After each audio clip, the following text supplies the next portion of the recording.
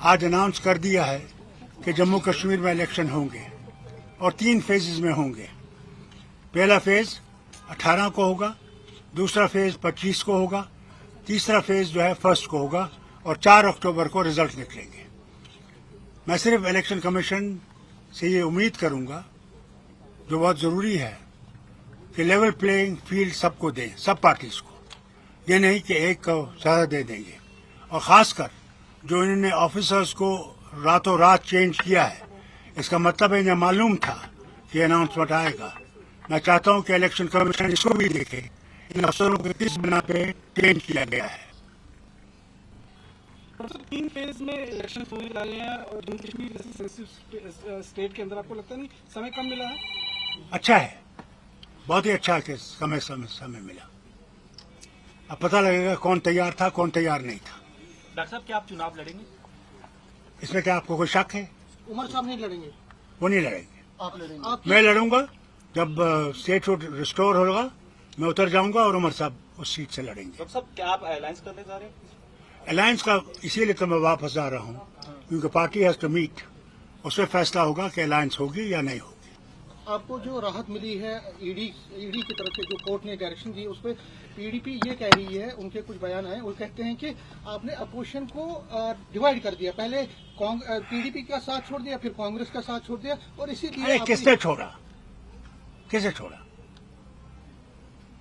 अब मैं यहाँ बयान नहीं करना चाहता हूँ। किसने हमारे खिलाफ बयान देना शुरू किया? वो तो बहुत बोलते हैं, उनको बोलने की आदत है। मैंने कभी कुछ नहीं कहा पीडीपी के बारे में। लोग जानते हैं क्या है क्या नहीं है। डॉक्टर साहब, नेशनल कॉन्फ्रेंस 90 की 90 सीटों पर अपने चुनाव उम्मीदवार उतारे हैं? यार या तो मुझे अक्ल नहीं है या आपको अक्ल नहीं है।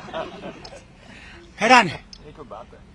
मैंने कहा पार्टी डिसाइड करेगी। इसके बाद भी यह सवाल है। 370 इशू रहेगा, 370 इशू रहेगा आपका, क्योंकि कोर्ट का वो कहता है। आप जम्मू के लोगों से पूछिए, हमारे से मत पूछिए कि 370 जाने से उनका क्या नुकसान हुआ, उनसे पूछिए। डॉक्टर साहब, कितनी उम्मीदें हैं के लिए क्या ले पाएंगी नेशनल कॉन्फ्रेंस?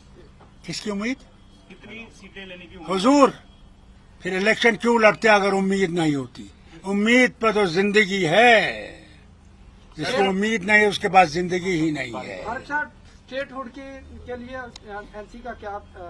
हम लोग चाहते हैं स्टेटहुड आए, न सिर्फ एनसी, सारी जितनी पार्टीज यहाँ की है वो डिमांड करती है कि होना चाहिए।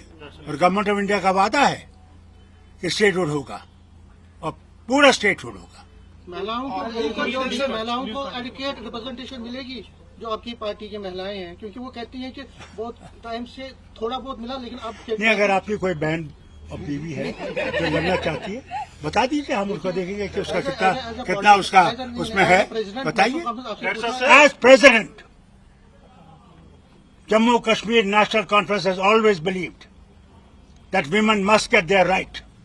We have fought in the parliament also for women's empowerment and we'll continue to fight for their empowerment. ये मर्द ही हैं जो उनको नहीं देते, चांस नहीं देना चाहते। ये जो ने बिल पास की है, मैं भी देखता हूं वो कब फाइनल स्टेज पे आएगी। 50+ बीजेपी कह रही है हम आंकड़ा पार करेंगे। मैं कहता हूं कि वो 100 के 100 ले ले।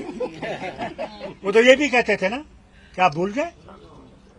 370 पार, 470 पार। आप देखिए उनको कितना मिला। डॉक्टर साहब, क्या लगता है, इन ऐलान हो गया है चुनावों का, अब आप जब जनता के बीच जाएंगे वो कौन से बड़े मुद्दे होंगे जिन मुद्दों को लेकर? मैं आपसे गुजारिश करूंगा, आप इतना इंतजार कीजिए, हमारा मैनिफेस्टो आपके पास आएगा, उसमें सब चीजें दर्ज है। उमर साहब ने अभी प्रेस कॉन्फ्रेंस की श्रीनगर में, वो कहते हैं कि जो ट्रांसफर हुई है आज, कहीं ना कहीं वो बीजेपी को फायदा दिलाने के लिए सब कुछ हो रहा है।